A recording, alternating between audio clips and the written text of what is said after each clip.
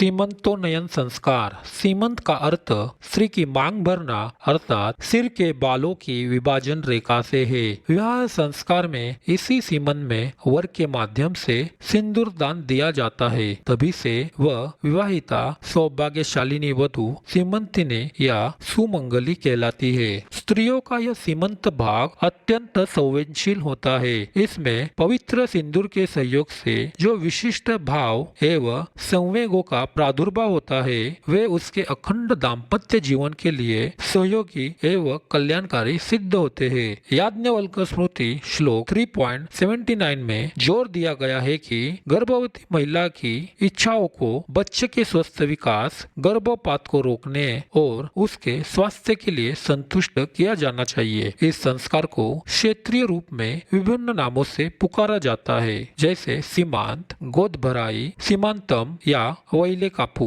सीमंतोन्नयन संस्कार में पति विशेष विधि के द्वारा गर्भिणी वधु के सीमंत भाग का संस्कार करता है, जिसका प्रभाव उस स्त्री पर तथा उसकी संतान पर पड़ता है। अतः यह संस्कार अत्यंत आवश्यक है। इसे गर्भ के चौथे, छठे या 8वें महीने में किया जाता है। पंचांग और ज्योतिषीय गणना के अनुसार शुभ तिथि और मुहूर्त निकाला जाता है। आमतौर पर इसे गर्भ के 5वें या 7वें महीने में करना शुभ माना जाता है, जब शिशु का मस्तिष्क और इंद्रियां विकसित हो रही होती है। 16 संस्कारों में तीसरा संस्कार होता है सीमंतोन्नयन संस्कार। इसका उद्देश्य गर्भपात रोकने के साथ साथ गर्भस्थ शिशु व गर्भवती स्त्री की रक्षा करना तथा गर्भवती स्त्री को मानसिक बल प्रदान करते हुए उसके हृदय में प्रसन्नता, उल्लास और सांत्वना उत्पन्न करना है और गर्भस्थ शिशु के मस्तिष्क आदि को बलवान बनाना है। संस्कार गर्भावस्था के चौथे, छठे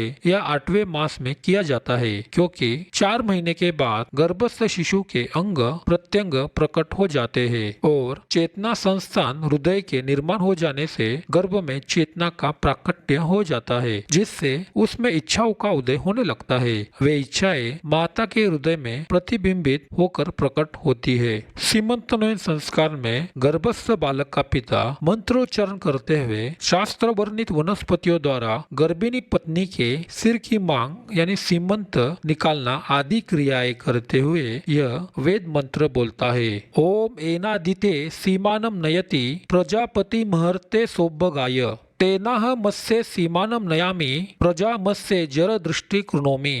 अर्थ, जिस प्रकार प्रजापति ने देव माता अदिति का सीमंतोन्नयन किया था, उसी प्रकार इस गर्भिणी का सीमंतोन्नयन करके इसकी संतान को मैं जरावस्था तक दीर्घाजीवी करता हूँ। तत्पश्चात गर्भिणी को यज्ञावशिष्ट पर्याप्त घी युक्त खिचड़ी खिलाने का विधान है। अंत में इस संस्कार के समय उपस्थित वृद्ध महिलाएं गर्भिणी को सौभाग्यवती होने और उत्तम स्वस्थ संतान प्राप्ति का आशीर्वाद देती है। इस संस्कार में पति अपनी पत्नी के बाल संवार कर उसकी मांग में सिंदूर भरता है। यह उनकी प्रसन्नता तथा संतुष्टि का सूचक है। गर्भवती स्त्री की गर्भ को अनिष्ट करने वाली वस्तुओं को छोड़कर उसकी इच्छाएं पूरी करनी चाहिए। गर्भवती स्त्री को प्रसन्न रखना चाहिए। इससे संतान वीर्यवती और बलशाली होती है तथा इस समय स्त्री को ज्ञानवर्धक पुस्तकें पढ़कर सुनानी चाहिए। अगर सुनाने की स्थिति नहीं बनती तो